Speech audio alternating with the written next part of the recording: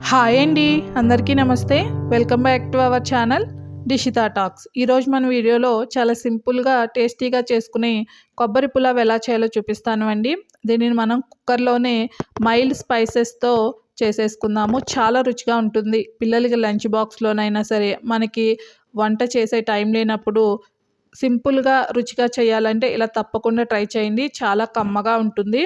ముందుగా కుక్కర్లో ఒక గరిట ఆయిల్, ఒక స్పూను నెయ్యి వేస్తున్నానండి. నెయ్యి మొత్తం కరిగిన తర్వాత దీంట్లో 5, 6 లవంగాలు, దాల్చిన చెక్క, 2 యాలకులు, బిర్యానీ ఆకు వేస్తున్నాను. వీటిని లో ఫ్లేమ్లో చక్కటి అరోమేటిక్ ఫ్లేవర్ వచ్చిన తర్వాత ఒక హాఫ్ కప్ వరకు పొడవుగా కట్ చేసిన ఉల్లిపాయలను అయితే వేస్తున్నానండి.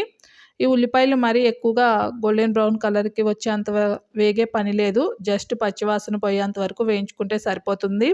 మనము మైల్డ్ స్పైసెస్తో చేస్తున్నాం అన్నాం కాబట్టి నేను ఎక్కువ మసాలా ఐటమ్స్ యాడ్ చేయలేదండి. మీరు ఇదే ప్రాసెస్లో మసాలాలు కావాలి అనుకుంటే బిర్యానీలో వేసే మసాలాలన్నీ కూడాను వేసుకొని చేసేసుకోవచ్చు.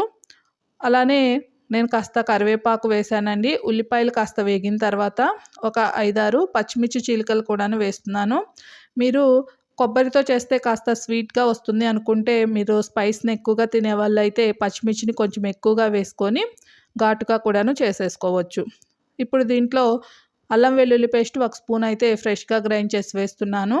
మీరు కావాలంటే అల్లం వెల్లుల్లి పేస్ట్ని కూడా కాస్త ఎక్కువ వేసుకున్నారు అంటే, మీరు బిర్యానీ ఎక్కువగా ఇష్టపడే వాళ్ళైతే అల్లం వెల్లుల్లి పేస్ట్ని కాస్త ఎక్కువగా వేసుకొని చేయండి. ఫ్లేవర్ చాలా బాగుంటుంది.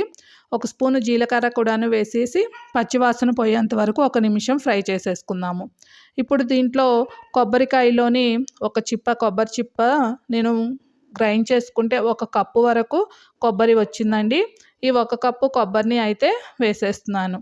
ఈ కొబ్బరిని వేసిన తర్వాత మరీ ఎక్కువసేపు మనం కొబ్బరిని వేయించకూడదండి. ఎందుకంటే కొబ్బరిలోని టేస్ట్ మొత్తం వేగితే పోతుంది. జస్ట్ 1 నిమిషము అలా వేయించుకుంటే సరిపోతుంది. దీంట్లో నేను ఒక 15-20 వరకు జీడిపప్పులను కూడాను వేస్తున్నాను. ఇప్పుడు ఒక 15 నిమిషాల ముందుగానే నేను రైస్ని అయితే కడిగి నానపెట్టేసుకున్నానండి. ఇలా రైస్ని నానపెట్టుకోవడం వల్ల పులావ్ అనేది మంచి రుచిగా వస్తుంది. నీళ్ళు మొత్తం తీసేసి రైస్ వరకే వేస్తున్నానండి. 1 కప్పు కొబ్బరికి 2 కప్పుల వరకు రైస్ తీసుకున్నారు అంటే మీకు చక్కగా కొబ్బరి అన్నంకి పట్టి మంచి రుచిగా వస్తుంది కొబ్బరి పులావ్ అనేది. అలానే ఒక గుప్పెడు కొత్తిమీరను కూడాను కాడలతో సహా కట్ చేసి వేస్తున్నాను.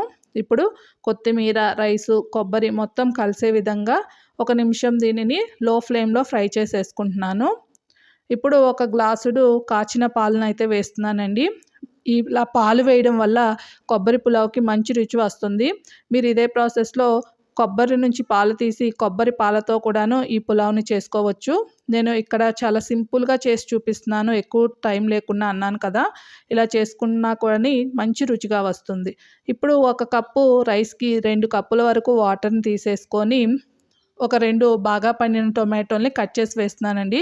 కొబ్బరి పులావ్లో టొమాటోని వేయడం వల్ల మంచి ఫ్లేవర్తో పాటు రుచి కూడాను బాగుంటుంది. అలానే రుచికి తగినంత ఉప్పు కూడాను వేసి, ఉప్పు సరిపోయిందో లేదో ఒకసారి చెక్ చేసేసుకొని, ఉడుకు పడుతూ ఉన్నప్పుడు ఇలా లిడ్ పెట్టేసుకొని హై ఫ్లేమ్లో ఒక 3 విజిల్స్ వచ్చే వరకు ఉంచి ప్రెషర్ మొత్తం తీసిన తర్వాత ఇలా వేడి వేడి పులావ్ని పెట్టుకొని పైన పన్నీర్ కర్రీ వేసుకొని తింటే చాలా రుచిగా ఉంటుంది. ఇదే కర్రీలో నాన్ వెజ్ కూడాను వేసుకొని తిన్నా చాలా బాగుంటుంది ఈ కొబ్బరి పులావ్. మీకు నచ్చితే ట్రై చేసి ఒక లైక్ ఇచ్చి ఛానల్ని సబ్స్క్రైబ్ చేసి సపోర్ట్ చేయండి. Thank you for watching.